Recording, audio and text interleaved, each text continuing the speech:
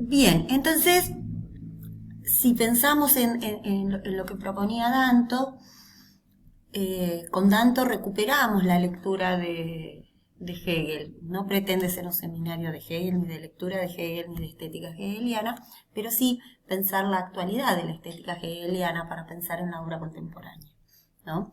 Decíamos que si una característica tiene la obra de arte contemporánea es, por un lado decíamos este placer teórico, pero por el otro lado está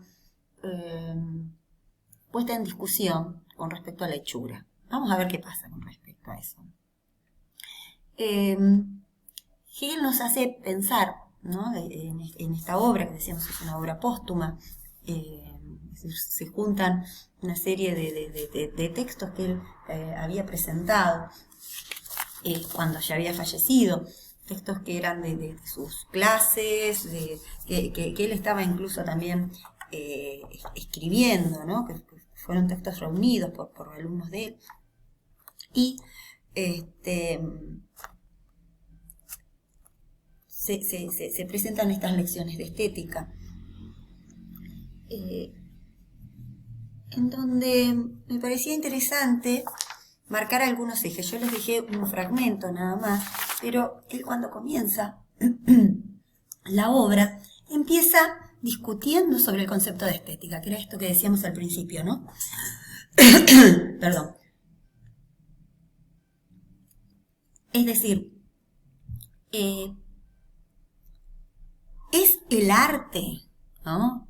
Se define el arte a partir de esa relación intuitiva que implica ese acercamiento estético, ese acercamiento sensible hacia el objeto arte, ¿no?, el objeto obra de arte, en donde está cristalizado el concepto de arte, y que genera una respuesta sensible. Así se explicaría el arte. Y entonces, ¿yo puedo hablar de una estética? ¿O tengo que hablar de una ciencia de las artes? Porque justamente, ¿no?, lo que al arte lo hace arte no es lo sensible, ¿no? Es decir, el arte, ¿no?, es arte, va a decir Hegel, porque es la manifestación del espíritu absoluto. Y de allí la importancia en el sistema hegeliano, ¿no?, como ese primer camino, primer eslabón, que va a estar entre la naturaleza y la ciencia, ¿no?, entre esa naturaleza dada, y eso lo explica en la primera parte del texto, en donde va a decir, de limitación, dice lo bello natural y lo bello artístico, ¿no? Y vuelvo a traer, bueno, acá jugué con por un lado los memes estos que andan dando vuelta, decíamos, como para ir anticipándonos este efecto de arte, este apropiacionismo, y por el otro lado esta ironía permanente con la que juegan los memes como gran figura retórica respecto a Hegel, ¿no? Siempre uno piensa que lo entiende, y lo rico de la obra de Hegel es que siempre aparece algo más, y creo que esta lectura contemporánea propuesta por Danto sobre el arte contemporáneo, revalorizando la obra de Hegel, nos hace también revalorizar otros ejes con respecto al arte, de los cuales, si me quedo en la teoría clásica, sería imposible pensar y poder pensar un arte después del arte, como dice Danto, y como dice también Husband. En este caso, esta obra la habíamos mencionado, ¿no? Y creo que tiene que ver con esta relación, ¿no? Porque ¿qué es lo que a la obra la hace obra? Diríamos. No es la característica fenomenológica de la obra, ¿no? No es la característica, pero la necesita, digamos, ¿no?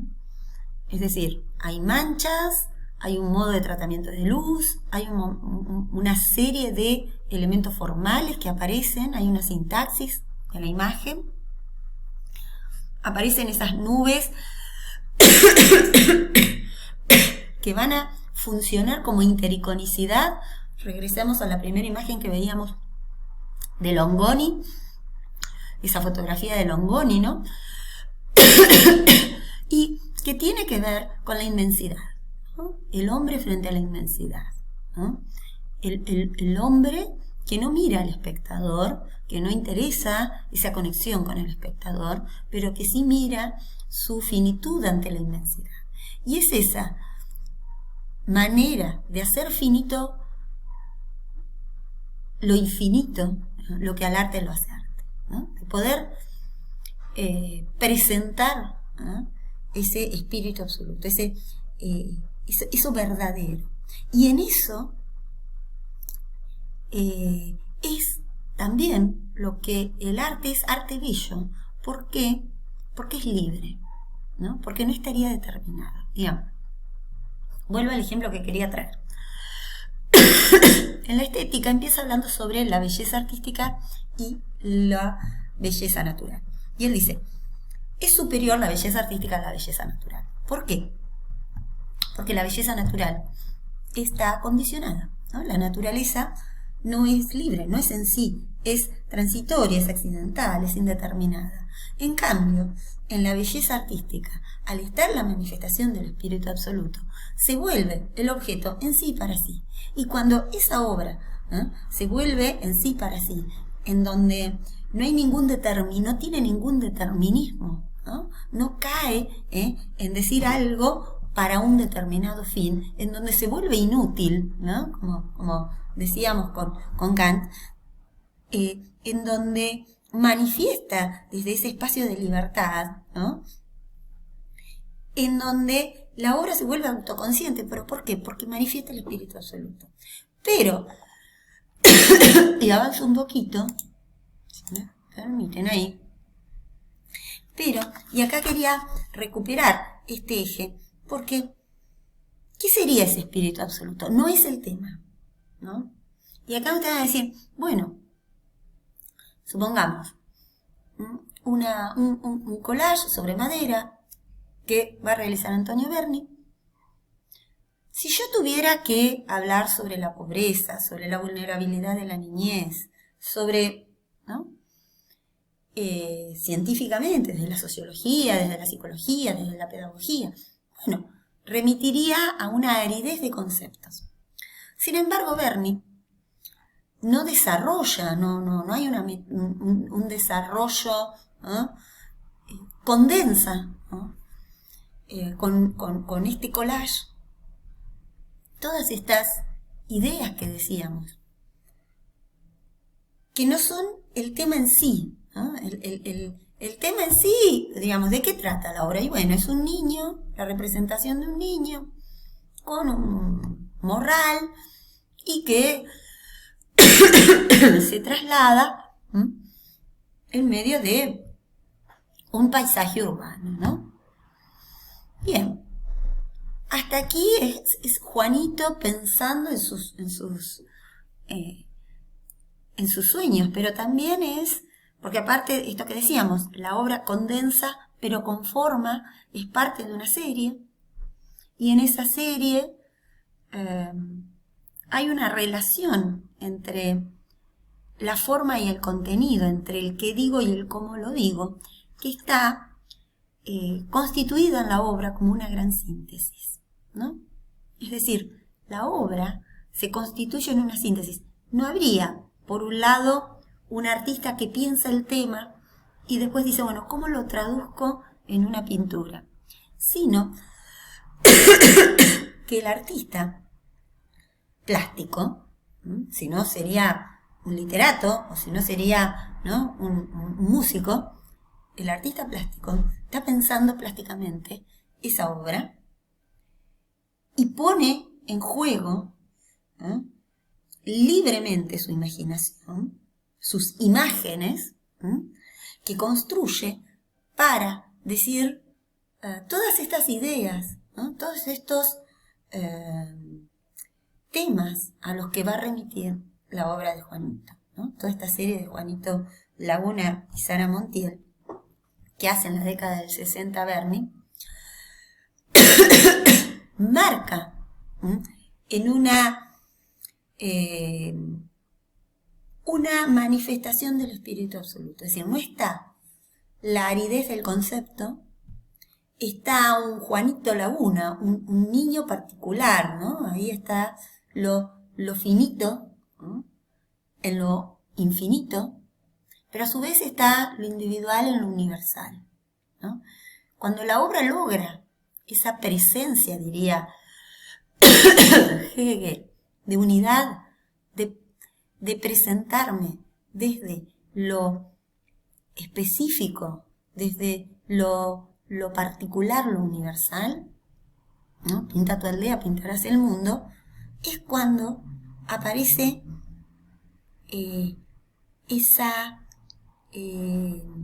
espíritu absoluto, ¿no? Es decir, en el caso de la obra de arte, habría como un camino hacia, ¿no?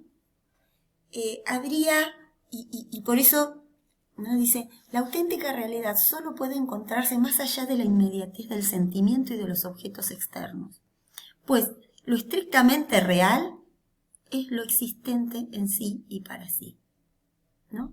Frente al caos, la esencialidad de la imagen, ¿no? Perdonen. Entonces, esa apariencia que es la obra es indispensable para la esencia, ¿no? Es decir, no hay otra manera de manifestar eso que no sea a partir de esa obra, ¿no? Volvemos a ver si yo puedo pasar. Ahí estamos. Volvemos a Friedrich en esta inmensidad, ¿no? En esta universalidad, pero a su vez, y vuelvo a una frase de Hegel, de su estética, dice, en todas las relaciones el arte es y permanece para nosotros, ¿no?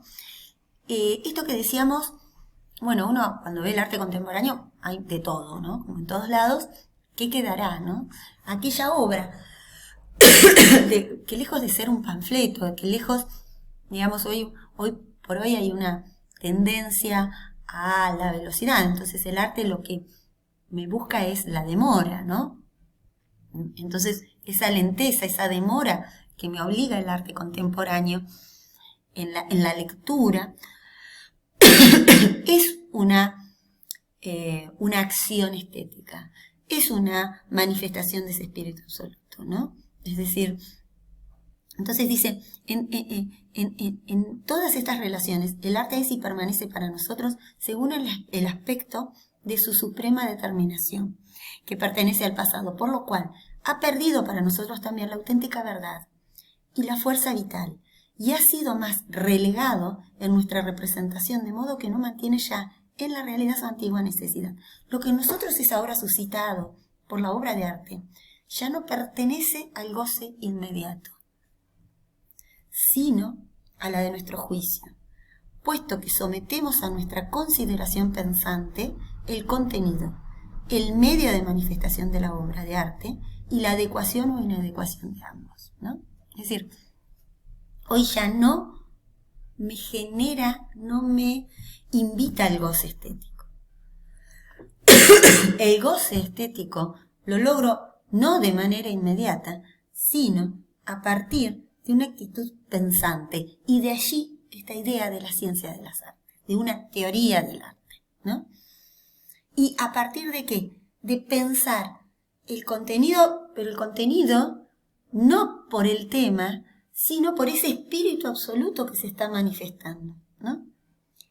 El medio de manifestación, ¿no?, que tiene que ver con los esquemas formales, y la adecuación entre uno y otro, ¿no? Esta relación forma-contenido, medios-contenido, ¿no?, o como que decíamos, en una justa adecuación, y cuando esa adecuación se logra, se sintetiza, se produce la obra, ¿no? Y es